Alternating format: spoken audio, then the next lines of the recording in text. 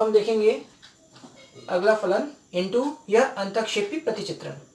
यदि फलन के सह प्रांत में कम से कम एक अवयव ऐसा है जो प्रांत के किसी भी अवयव का प्रतिबिंब नहीं है तो ऐसे फलन को अंतःक्षेपी फलन कहते हैं, जहां फंक्शन ऑफ ए बराबर नहीं होगा सेट बी के। तो उदाहरण के रूप में देख लेते हैं। माना फलन बराबर x1, x2, x3, इसमें मैंने ड्रॉ कर दिया है। x1 का 1 से मैपिंग हो रहा है अर्थात प्रतिचित्रण हो रहा है, x2 का 2 से हो रहा है, x3 का 3 से हो रहा है। लेकिन यहाँ पर सेट बी में जो 4 अवयव है, जो 4 है, इसका किसी भी एलिमेंट के साथ प्रतिचित्रण नहीं हो रहा है। यहाँ पर देखिए डोमेन के किसी भी अवयव के साथ सेट बी में 4 का प्रतिचित्रण नहीं हो रहा है।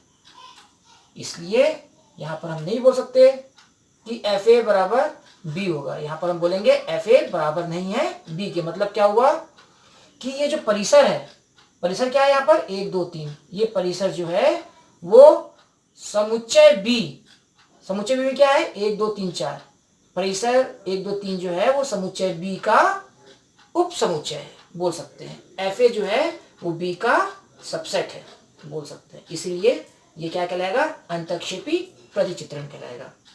अगला देखें 1 1 एक प्रतिचित्रण। यदि किसी फलन में डोमेन के भिन्न भिन्न अवयवों के प्रतिबिंब सर्वथा भिन्न भिन्न है तो ऐसे प्रतिचित्रण को एकेकी कहते हैं। Function from A to B 1 1 function होगा यदि fx1 बराबर fx2 है, implies that x1 बराबर x2।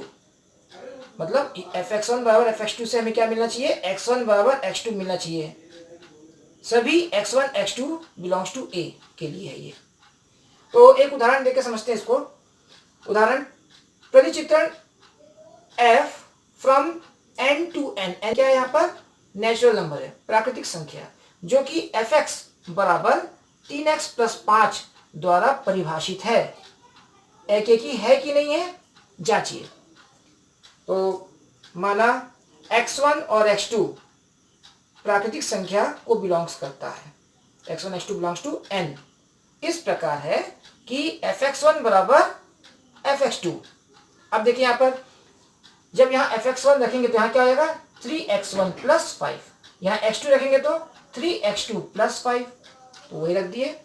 fx1 की जगह 3x1 + 5, fx2 की जगह 3x2 + 5, 5 और 5 कैंसिल हो जाएगा और 3x1 बराबर 3x2, 3 3 भी कैंसिल हो जाएगा, x1 बराबर x2। अतः यह फलन f from r to r, here r नहीं है, यहाँ पर क्या है, यहाँ पर n है। Function from n to n क्या होगा, एकेकी है। यहाँ पर एक वेन डायग्राम के द्वारा देख लेते हैं। यहाँ n जो है प्राकृतिक संख्या है 1 2 3 4 अनंत तक, और ये जो दूसरा समुच्चय है जिसको हम बोलते हैं कोडोमेन, वो भी एक प्राकृतिक संख्या है। ठीक है, तो ये जो प्रश्न में दिया है fx बराबर 3x + 5, इस नियम के तहत यदि x का मान 1 है तो 3 एकम 3 + 5 8, fx का मान क्या होगा 8 होगा। यदि x का मान 2 है, 3 6 + 5 11, तो fx का मान क्या होगा 11 होगा। ठीक है, तो यहाँ पर देखिए जो अवयव 1 है उसका एक ही प्रतिबिंब है 8, अवयव 2 जो है उसका भी एक ही प्रतिबिंब है 11। तो इस प्रकार से इसको हम क्या कह सकते हैं, इसको हम एकेकी प्रतिचित्रण। अच्छा, अब हम नेक्स्ट फंक्शन देखेंगे मैनी वन, हिंदी बोलते हैं बहुएक प्रतिचित्रण।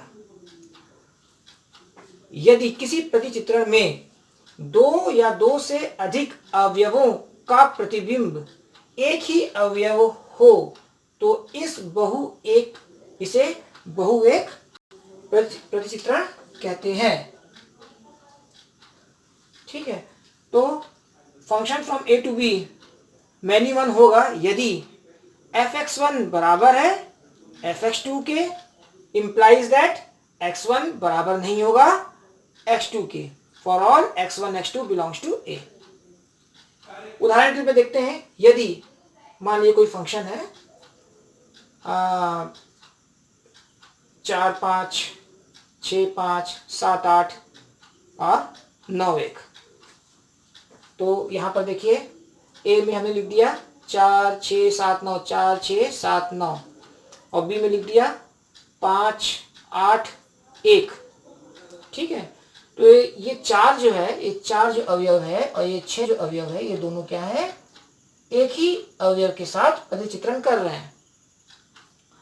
और 7 8 से कर रहा है, 9 1 से कर रहा है, लेकिन यहाँ पर समुच्चय ए के 2 अवयव समुच्चय बी के एक अवयव के साथ प्रतिचित्रण कर रहे हैं, इसलिए क्या हुआ, ये बहु एक प्रतिचित्रण हुआ। तो इसी में यही कहा गया है कि किसी प्रतिचित्रण में 2 या 2 से अधिक अवयव, कम से कम 2 होना चाहिए, कम से कम 2 या 2 से अधिक अवयव का प्रतिबिंब एक ही अवयव हो, इन दोनों का प्रतिबिंब एक ही अवयव है, तब हम इसे क्या कहेंगे, बहुएक प्रतिचित्रण कहते हैं। यहाँ पर यदि माना fx1 बराबर fx2 है तो x1 बराबर नहीं होगा x2 के। पांचवा, कांस्टेंट या अचर प्रतिचित्रण, यदि सभी अवयवों का प्रतिबिंब एक ही है तो f फंक्शन जो है वो अचर फंक्शन मतलब कांस्टेंट फंक्शन होगा, f जो है वो अचर फलन कहलाएगा। उदाहरण के रूप में एक माना कोई फलन है जिसमें कि 4 1 क्रमिक युग्म है, 6 1 9 1 7 1, तो 4 6 9 7, तो समुच्चय में 4 6 7 9 लिख दिए और समुच्चय बी में क्या है 1 1 2 3 रख दिए। तो यहाँ पर देखिए 4 6 7 9 ये सभी जो है वो एक के साथ क्या कर रहा है, प्रतिचित्रण बना रहा है, मतलब एक जो है इन सभी अवयवों का जो कि समुच्चय ए में है, इन सभी अवयवों का क्या है, वो प्रतिबिंब है। तब हम कहेंगे ये क्या कहलाएगा, अचर प्रतिचित्रण कहलाएगा। अगला देखते हैं 1 1 into, मतलब एकेकी अंतःक्षेपी, मतलब ऐसा फलन जो एकेकी भी होना चाहिए और अंतःक्षेपी भी होना चाहिए।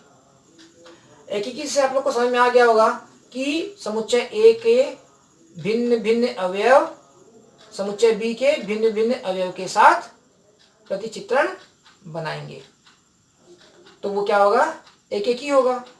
और अंतःक्षेपी क्या होगा, अंतःक्षेपी में कम से कम एक अवयव समुच्चय बी में प्रतिचित्रण ए से नहीं बनाएगा, अर्थात कम से कम एक अवयव समुच्चय बी का कोई भी पूर्व प्रतिबिंब समुच्चय ए में नहीं होगा, तब हम क्या कहेंगे, इसे एकेकी अंतःक्षेपी कहेंगे।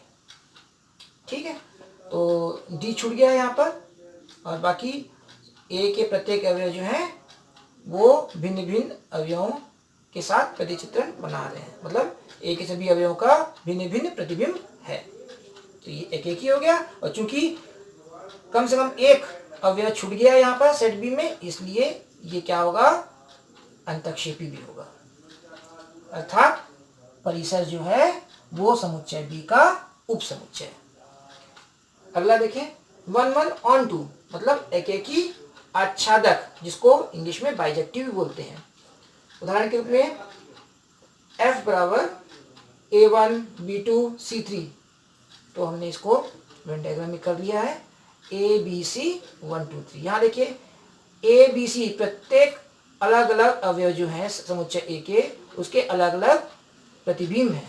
पहला तो ये क्या हो गया, एकेकी हो गया। साथ में यहाँ समुच्चय बी में एक भी अवयव छूटा नहीं है, मतलब जितने भी अवयव हैं सभी जो हैं वो समुच्चय ए के अवयवों का प्रतिबिंब है, इसलिए ये एकेकी होने के साथ साथ क्या है, ये आच्छादक भी है, इसे हम बाइजेक्टिव बोलते हैं। अगला देखें मैनी वन इंटू, बहु एक अंतःक्षेपी। देखिए बहु से समझ में आ रहा है कि कम से कम दो या दो से ज़्यादा अवयव का एक ही प्रतिबिंब हो। तो यहाँ पर देखिए ऐसे उदाहरण FA1B1C3 कर दिए, ABC कर दिए, 1 2 3 कर दिए। यहाँ देखिए कम से कम दो अवयव जो है समुच्चय A के वो समुच्चय B के एक अवयव के साथ प्रतिचित्रण कर रहे हैं। तो इसलिए क्या हो गया, बहु एक प्रतिचित्रण तो हो गया, साथ में ये अंतःक्षेपी क्यों हुआ, क्योंकि यहाँ पर देखिए दो जो है वो समुच्चय A के किसी भी अवयव का प्रतिबिंब नहीं है, इसलिए ये क्या होगा, ये बहु एक के साथ अंतःक्षेपी भी होगा। अगला देखें, मैनी वन ऑन टू, बहु एक आच्छादक। बहु एक, यहाँ भी कम से कम दो या दो से ज्यादा अवयव समुच्चय के जो हैं वो समुच्चय बी के किसी एक अवयव के साथ प्रतिचित्रण करेंगे। यहाँ देखिए 1 2 3 जो है वो 6 के साथ प्रतिचित्रण कर रहे हैं, 4 जो है 7 के साथ कर रहा है, 5 जो है वो 8 के साथ प्रतिचित्रण कर रहा है। यहाँ पर कोई भी अवयव छूटा नहीं है, समुच्चय बी में कोई भी अवयव नहीं छूटा है, इसलिए यहाँ का जो परिसर है, परिसर क्या है यहाँ पर 6 7 8, वो समुच्चय बी के बराबर है। मतलब परिसर बराबर है कोडोमेन के, जिसको सहप्रांत बोलते हैं। तो यहाँ पर हम बोलेंगे range is equal to codomain, इसलिए ये बहु एक के साथ साथ आच्छादक भी होगा।